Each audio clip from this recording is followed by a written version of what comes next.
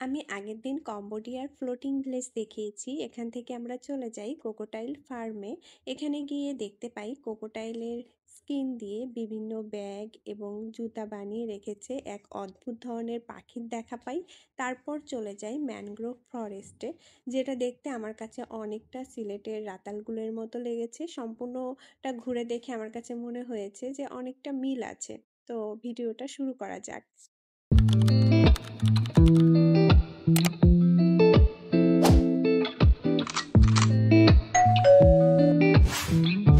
কোকোটাইল ফার্মে এসে অনেক ধরনের কোকোটাইল দেখতে পাই, ছোট বড় মাঝারি। এখানে মূলত কোকোটাইলের চাষ করা হয়, কারণ এখানে যারা ঘুরতে আসে এবং এখানকার মানুষ কোকোটাইলের মাংস খায়। তো পাশাপাশি দুইটা খামার এবং দুইটা খামারেই অনেকগুলা কোকোটাইল ছিল। আবার এই কোকোটাইলের যে ছোট ছোট বাচ্চা হয়, সেই বাচ্চা নিয়ে তারা প্রসেসিং করে শোপিস বানিয়ে রেখে দেয়। আবার এদের স্কিন দিয়ে অনেক ধরনের ব্যাগ, ওয়ালেট এবং জুতা বানিয়ে রাখে, কারণ এগুলা তারা সব সেল করে। তো এখানে অনেক ধরনের ব্যাগ ছিল, ওয়ালেট ছিল, সব বানিয়ে রেখেছে। এক অদ্ভুত ধরনের পাখির দেখা পাই, যে পাখির নাম আসলে আমি জানি না। ওনারা যে নাম বললো আমি আর বুঝতেও পারিনি, আর মনেও নেই। তো পাখিগুলো সুন্দর। এর নিচেই ছিল অনেক বড় বড় সাপ, যেহেতু আমি সাপ ভয় পাই তাই ভিডিও করার সাহস আমার হয়নি। তারপর চলে আসি আমরা এখানে যে ম্যানগ্রোভ ফরেস্টটা আছে এটা ঘুরে দেখব। আর তার জন্য আমাদের আলাদা একটা নৌকায় উঠতে হবে, যেটা অনেকটা ছোট, ডিঙ্গি নৌকার মতো।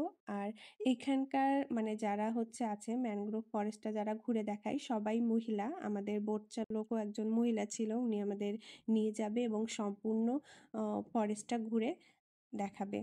এটা অনেক বড়, আমাদের সম্পূর্ণটা ঘুরে দেখতে 40 মিনিটের মতো সময় লেগেছে। তবে প্রথমেই আমার এই ফরেস্টটা দেখে সিলেটের রাতালগুলের কথা মনে এসেছে, কারণ ওই ফরেস্টটাও এরকম। এই গাছগুলাও রাতার গাছের মতো, সবসময় পানিতে ডুবে থাকে। আমি ওনার কাছে জিজ্ঞাসা করে জানতে পারি যে এখানে সারা বছরই জল থাকে, যখন বর্ষাকাল থাকে না তখন জলের পরিমাণ কিছুটা কমে, তার গাছগুলা সবসময় এরকম জলের ডুবেই থাকে। তো ঈশ্বরের সৃষ্টি আসলে যে কতটা সুন্দর, এটা প্রকৃতির কাছাকাছি না গেলে বোঝা যায় না। তো যত ঘুরি আর প্রকৃতি দেখি আর ভাবি যে ঈশ্বরের সৃষ্টির কোনো তুলনা হয় না, অসম্ভব সুন্দর। এই ফরেস্টটা ঘুরে দেখতে আমাদের অনেকটা সময় লেগেছে, আর আমরা 2 ঘন্টার মতো সময় নিয়ে এসেছিলাম। এর মাঝে ফ্লোটিং ভিলেজ এবং এইসব ঘুরে দেখতে অনেকটা সময় চলে গেছে। আমরা দুপুরের খাবারও কিছু খাইনি। তো ভাবছিলাম এখান থেকে ফিরে দুপুরের খাবার খেয়ে আমরা আমাদের বোট আবার আরেকটা জায়গায় নিয়ে যাবে। তো ওনাকে বলছিলাম যতটা হয়েছে আমাদের এখন আমাদের যে গন্তব্য সেখানে নিয়ে যাওয়া হোক, কারণ আমাদের বোট ওইখানে অপেক্ষা করছে। আর এই ফরেস্টটার মূল সৌন্দর্য এই গাছগুলার জন্যই কিন্তু এই ফরেস্টটা এত সুন্দর। আমাদের বোট আবার আমাদের এমন একটা জায়গায় নিয়ে যায় যেখানে কুল কিনারা কিছুই দেখা যাচ্ছিল না, যেদিকে তাকাই শুধু জল আর জল।